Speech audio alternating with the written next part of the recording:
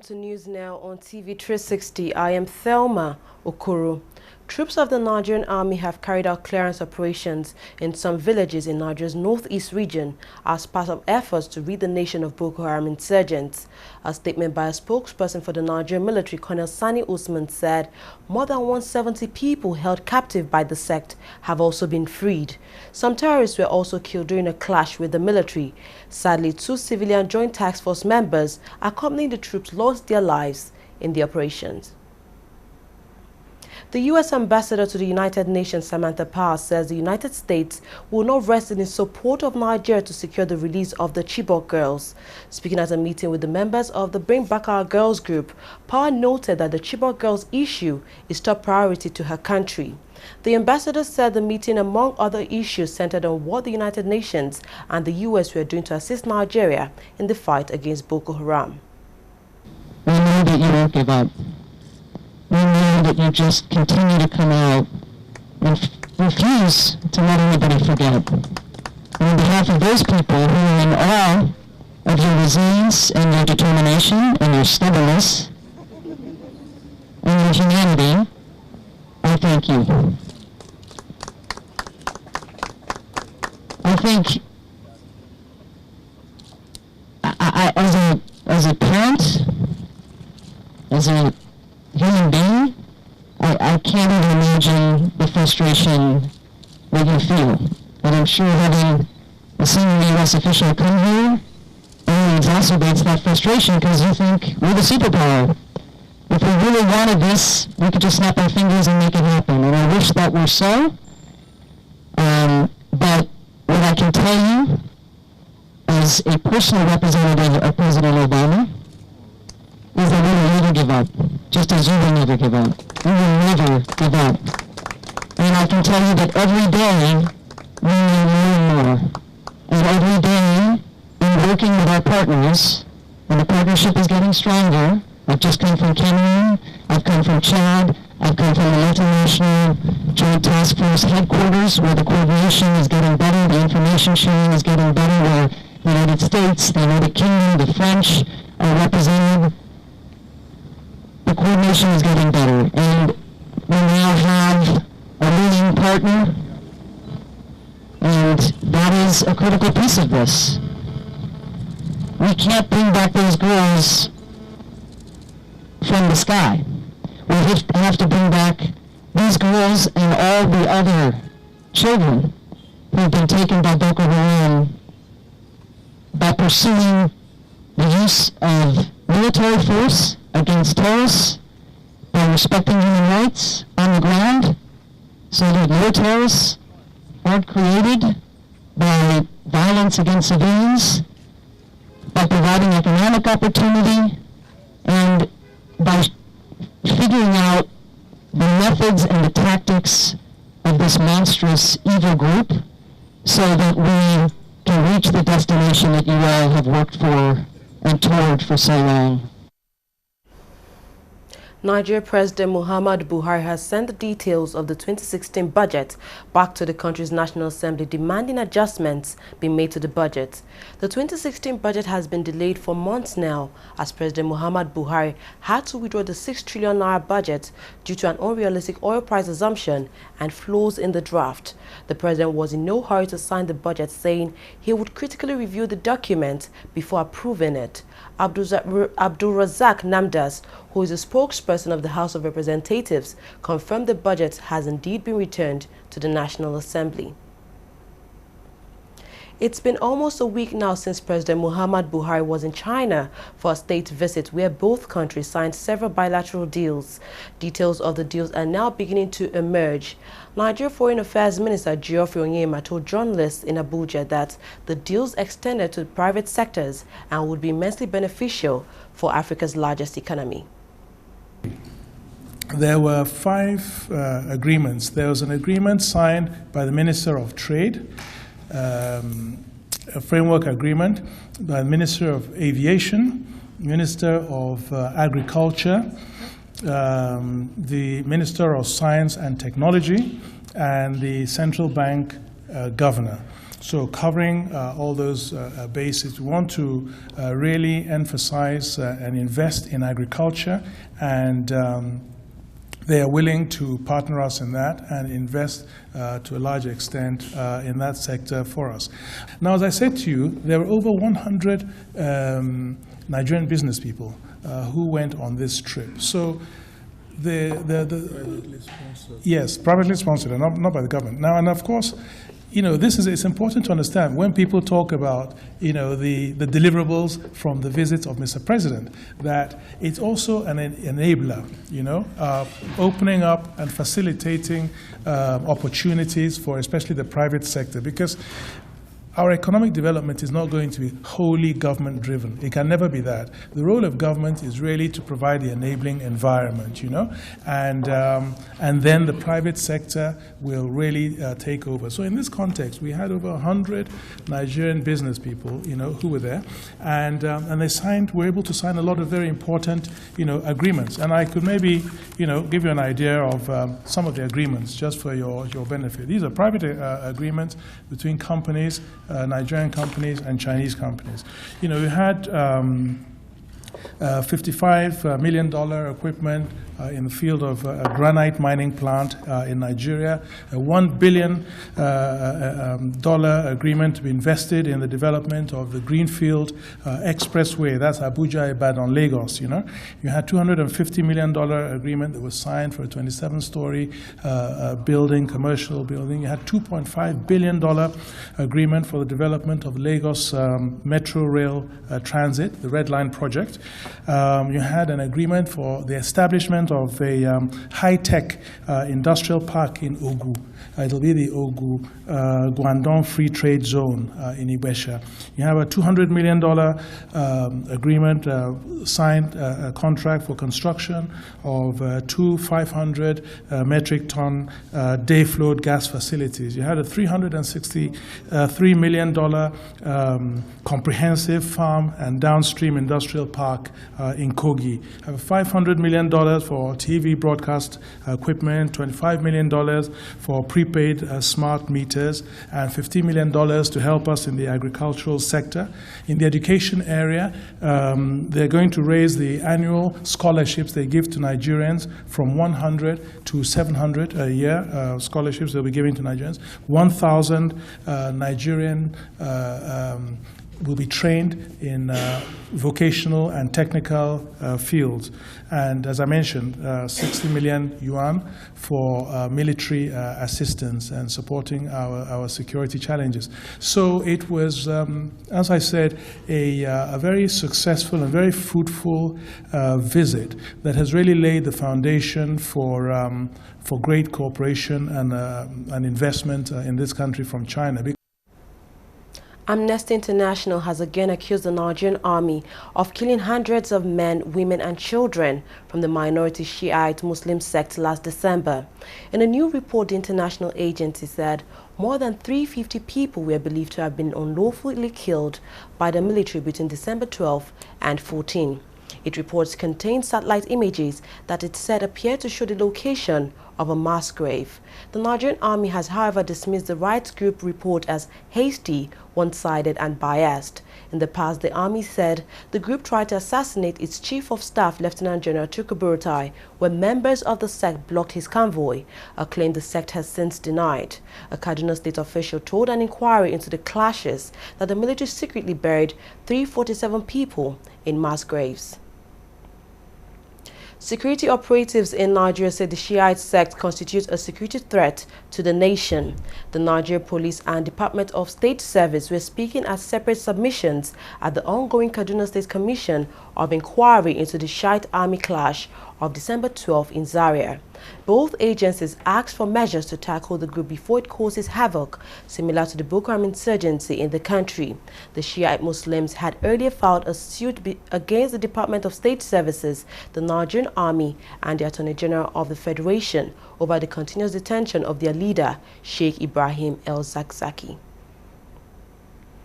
The Nigerian government says it is working hard to put an end to the petrol scarcity before the end of May. For more than 2 months now, Nigerians have been queuing for several hours at service stations all over the country to get petrol. Now, the Minister of State for Petroleum, Ibe Kachiko, said absence of forex, pipeline vandals and reduction in subsidy were reasons behind the fuel scarcity. The position rightly is divided into about 3 or 4 causative factors. The first, obviously, like we informed the council, are fiscal. Fiscal in the sense that by the time we came in last year, there was over 600 billion in subsidy that hadn't been paid through 2014 and 2015. And producers had, or marketers had got to a point where their liquidity had become very challenged, and most of them had gotten out of the business, so they were not importing. Through the effort of the kind intervention of the President and the Assembly and all of us working together, we got that money paid about November. But so soon thereafter, there were no credit lines. There were no LC lines to be able to bring in products. So what then happened was that he suddenly saw NNPC, whose traditional responsibility is to bring in 55% of refined products into this country, move to 100%, almost 100% coverage capacity, because the private sector wasn't bringing in product. And that's largely been the major cause of the problem. So that's fiscal. Of course, on the logistics side, pipelines were not working when we came in. Refineries had not produced when we came in. All kinds of logistics issues. So even when you find a product, getting it up country and distributing it efficiently was a big problem. And then finally, obviously, there had never been just a strategic reserve in this country over the last 10, 15 years. And the last time was empty Tuma. That was the last attempt. When you don't have strategic reserves, what it means is that whenever you have a logistic or fiscal hiccup, it hits you right at the belly button because there's nothing to replace it. Now, but complaining is not so much the issue, just to tell you the history. But what we've tried to do, and it's been a huge amount of work over the last 1 month, 6 weeks, is one, to try and flood the market with products. Today we're in a position where we can say that between this month and at least October, we have cargoes in excess of what we should need. So we have addressed the supply issue, addressed it through one, finding some FX funding from major producers to the downstream sector, and then also taking liberty of taking more crude to be able to address the issue of providing products for the country. So we're in a position where we are fairly confident we have enough. I think last week we had about 11 cargoes in. This week we have about 10 cargoes in. For the month of April, collectively, we have over 38 cargoes, much more than any other month in the history of this country since 5 years. So we're addressing the supply aspect. The minister also said short-term and long-term plans were being made to revamp the nation's refineries before the end of 2017 and also put an end to importation of petrol by 2019. We're also putting a lot of energy in terms of the infrastructural aspect. I'm sure you've seen in the papers all the advances in terms of a refinery upgrade, in terms of depot upgrade, in terms of co-locative refineries. So we're taking everything. Because unless you deal with the systemic issue, these things will keep coming back, which is what has happened over the last 10 years. And so we're hoping that by July, we would have been able to sign up the agreements that will enable the upgrade and joint venture management of the refineries to take effect. We expect that to last for about 12 months, which means that sometime late 2017, we should have all the refineries back in the form where they ought to be.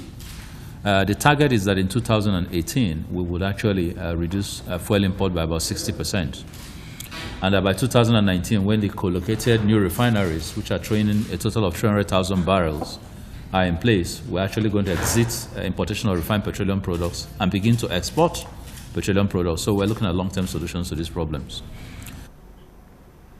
The Nigerian police force says it has credible structures in place for its ongoing recruitment process. Ikechukwu Ani, the spokesperson of the Police Service Commission, said transparency, fairness and equal opportunity would be given to all applicants. Earlier this week, the Commission said it had received 705,352 applications from people seeking enlistment into the Nigerian police force. However, there are only 10,000 openings available into the police. The Commission is committed to engaging the best for the police. Luckily enough, the chairman of the commission is a retired Inspector General of Police, and he knows what it takes to have a good police. So the commission has decided that what we are going to give to the police is the best. And in doing that, we are going to be fair. We are going to follow the rules and regulations. People are going to, it will be based on merit and federal character. Any other thing will not be considered by the commission. If you do well as you go through the screening, there will be state screening, there will be zonal screening, and there will be the final national interview. The federal government in Nigeria has urged youths in the country to make use of available opportunities presented to them as cases of unemployment in the country continue to climb. The permanent secretary of the Ministry of Youth and Sports, Chinyaka Oha, was speaking at the launch of Nigeria Fi, an online portal for courses and vocational training established to empower Nigerian youths. To ensure sustainability of the portal, the Ministry of Youth and Sports says it is partnering with Ministries of Science and Technology and Trade and Investment. Time for a short break. Now we'll come back. We'll look at business and sports. Stay tuned.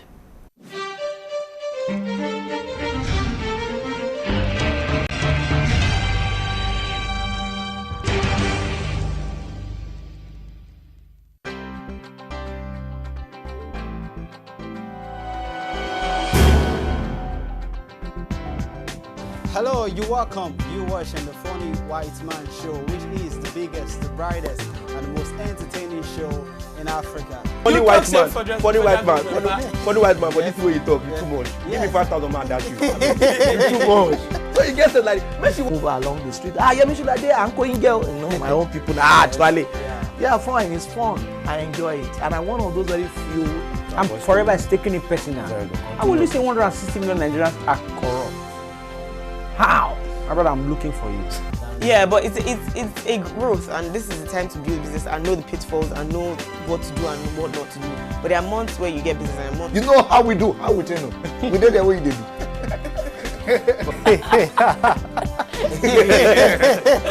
Hello, you're welcome. You're watching Trending Matters on the Funny White Man Show. Of course, we will bring you trending issues just to entertain and tickle your fancy.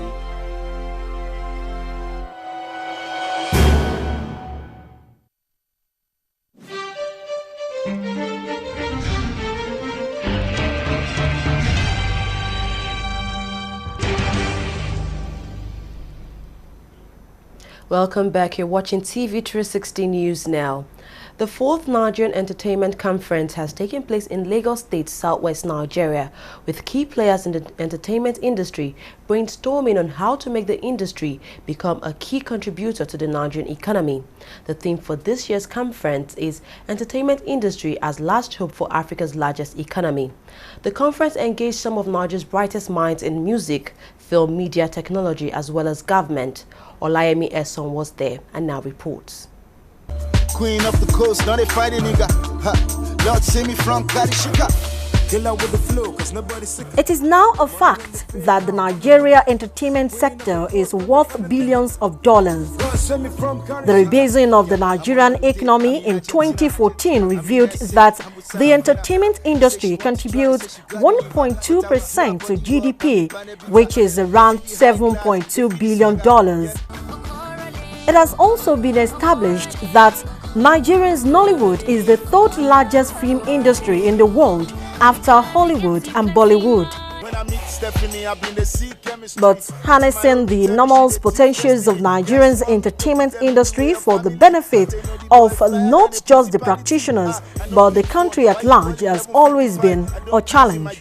In Nigeria, Association. It's in their bid to come up with practical solutions to the key challenges that organizers of the conference assembled both industry players and entertainment personalities to talk and offer a way out. We are bringing people together to discuss problems, profile solutions, and showcase products, services, and ideas that can help us rebuild the entertainment industry of our dreams. We think that the creative sector in Nigeria, which is driven principally by entertainment, can offer very, very, very important solutions to the Nigerian economy.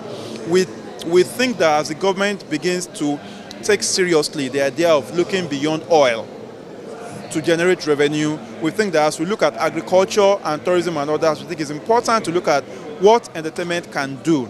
Before government and the people can get value from that, the industry ourselves need to make sure that we put our house in order and that we do what is right. That speech set the stage for several panel sessions covering different but related subjects on how to harness the potentials of the industry and help the Nigerian economy turn the corner. It's like we're laying a premise and saying there is a structure in place. I don't agree with you that there is a structure. The things we see now, and we talk about Dibanj and P-Square and all those people, they are self-made men. They were not helped by any structure that existed here. It's interesting when they were talking about, they mentioned big names in the industry, the Dibanj, the P-Square, you just named them, then the actors too. The question is, we're discussing an industry that concerns these persons. Who was it said, I wouldn't name names, that you cannot shave a man's head in his absence. And so we wonder, where are they here? They are not here. We're discussing things that concern them. They'll make hundreds of millions, if not billions of naira and dollars for them. And where are they here? And these are policies that will be made. And there has to be representation. The organizers assured us there will be government representation. So this it transforms into policy. However, some persons who believe, who have faith, are here, and that is you. Can I hear it for you, ladies and gentlemen? The era of being good enough is dying out. You've got to hit greatness and hit beyond greatness. You have to be outstanding. Perhaps the most heated sessions was the one that some key industry players outrightly criticized the Mopicon bill. Among the issues that generated a lot of argument was the proposed bill to set up a council to regulate the Nigerian filmmaking industry. The Mopicon bill seeks to make it compulsory for anyone seeking to make motion picture work for economic gain to be a member of the council. That is absurd, and that is a restriction on my fundamental freedom of expression that cannot be encroached upon. Now, why doesn't the government, instead of doing this, focus on giving us that enabling environment? Somebody mentioned data. We don't have information. If my music is being played 5 million times in a week, if I know that, I can take that to an MTN, for example. Why wouldn't they see it? Because they can see the numbers. You keep doing your thing, do it well, properly, structure your business, know the business part of your talent, and push it up there, and also give back to the young people, the up and coming one, help them to discover their talent, and let us come together as one. I would say, and I insist, the government should have a structure that enables us as entertainers. If we have a Ministry of Arts and Culture, and we have cultural dancers who dance to receive government functionaries, and that's all they do, then we don't need a government if we are operating by only our structure. It doesn't stop and end in Lagos. Go outside Lagos, go to places where you would not ordinarily have premium quality entertainment. Tap, reach the unreached. There are so many people outside Lagos who are super talented, who need to be promoted. More promoters need to leave Lagos. I would say know your craft, know it very well. Every day, improve on yourself. For once upon a time, Nigeria did work. It can still work again. The reason why the industry has not grown is because of the kind of, disagreement we've had here. Today, P-Man is more or less like not speaking in one voice, and it's all because of the disagreement we have in the industry. So until people are able to come together and speak in one voice, I'm sorry, we cannot harness this talent and make the talents work for us. It's just as basic as that. But spokesperson of the Nigerian Communications Commission, one of the sponsors of the conference, said the government through the NCC has contributed immensely to the development of the entertainment industry in the country. I will say that the ICT has impacted on entertainment more than any other sector in Nigeria today. And why did I say that? Now, the internet has empowered the entertainment industry. The industry will not be what it is today without ICT, without the internet. So, Would I say that we have a policy in place that will empower this industry? Yes, we have a policy in place because the regulations, the NCA 2003, that is Nigerian Communications Act 2003, has created the laws, and then through that subsidiary regulations by the NCC that has enabled us to regulate the industry, providing a level playing field for everyone that is in this industry. The Nigerian Entertainment Conference is an annual event bringing together practitioners from all sectors of the entertainment industry for one day of conversations, workshops, exhibitions, and masterclasses. This is the 4th edition and the biggest since it began in 2013. Olayemi Eson, TV360 Nigeria. Africa's mobile telecom giant MTN is yet to reach a settlement on the hefty fine imposed on it by the Nigerian government. MTN had been fined for failing to cut off unregistered subscribers from its network in the country. Nigerian Communication Commission (NCC), the country's telecom regulator, fined MTN a record $5.2 billion for failing to heed repeated warnings to deregister 5.2 million unregistered SIM cards on its network. The Nigerian government later reduced the fine by 25%, with MTN making an initial payment of $250 million. But addressing the issue in Abuja recently, Nigeria's Minister of Communication, Adebayo Shitu, says the issue is far from resolved.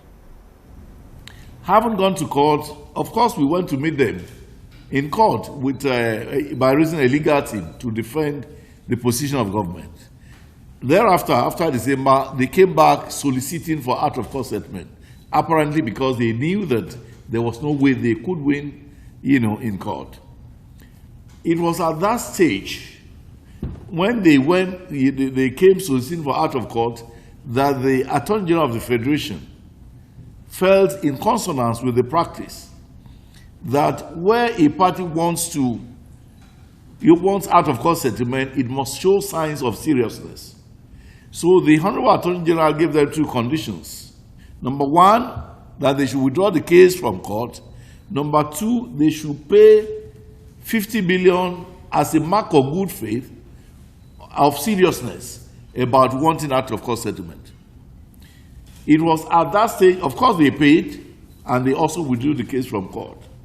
It was at that stage that the National Assembly, particularly the House of Reps, instituted an investigation, perhaps because they felt that things were not, going the way they thought it should go.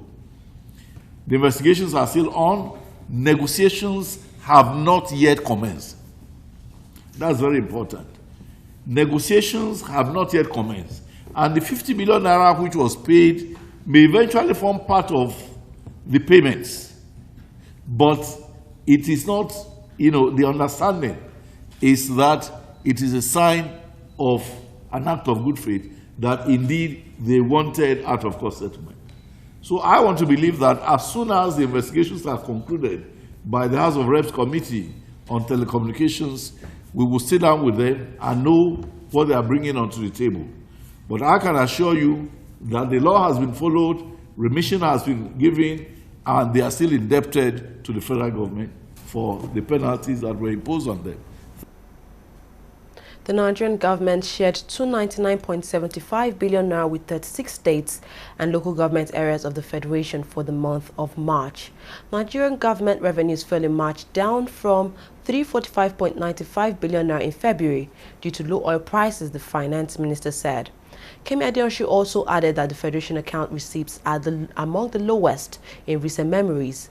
Adeosun said the rainy day fund, the excess crude account, stood at $2.3 billion, up slightly from $2.26 billion. Nigeria's naira is expected to stay unchanged on the parallel markets and the official exchange as the country's economy slows down. Demand for foreign exchange has also eased following President Muhammad Buhari's delayed signing of the 2016 budget. The currency was trading around $3.22 to the dollar on the parallel market, the same level as last week. Its interbank rate also remained steady around the official peg of $1.97 to the dollar. Oil prices rose on Friday towards $45 a barrel, heading for a third straight week of gains as market sentiment turned more upbeat despite persistent oversupply.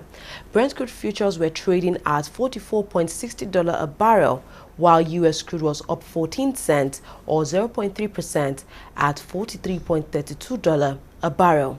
Nigeria says to hold talks with Saudi Arabia, Iran and other producers by May, hoping to reach a deal on an output freeze at the next OPEC meeting in June this year. Chad's incumbent President Idris Deby has won a fifth term in office in a lopsided first round of victory. The Central African country's election commission announced the results on Thursday. President Deby, who is an important ally of the West in the fight against Islamic militants, gained power in 1990 at the head of an armed rebellion. Opposition leader Saleh Kebzabu finished a distant second with 12.80% of the vote, according to the commission. A delegation of the Spanish League Board will arrive in Nigeria on Monday for a bilateral meeting with the league management company to discuss collaboration with the two leagues. The talks began during a similar visit by the LMC to Spain earlier this year. After the meeting, the two bodies are expected to sign a memorandum of understanding for partnership that will cover key areas such as youth development, marketing, trainings to develop the Nigeria Professional Football League. Kenya's President Uhuru Kenyatta signed into law an anti-doping bill required to avoid a ban from the Rio Olympics. The law, demanded by the World Anti-Doping Agency, will criminalize doping. Kenya is a nation famed for its runners, but just recently, most of its star athletes have been tainted by several doping cases. World Football Governing Body FIFA has set up a Workers' Welfare Committee to monitor the treatment of staff working on construction sites of the stadium to be used for the 2022 World Cup in Qatar. The decision follows a report by Amnesty International which alleged that the workers suffer human rights abuses in the discharge of their duties. The Amnesty report said it interviewed 132 workers at the Khalifa International Stadium who were lied to over their salaries, went unpaid for months, and were housed in a dirty environment. Now, FIFA President Gianni Infantino, after a two-day working visit to Qatar, announced the creation of an oversight body to monitor the systems in place to ensure decent working conditions. That's all we have on news now. We thank you very much for watching. I am Thelma Okoro.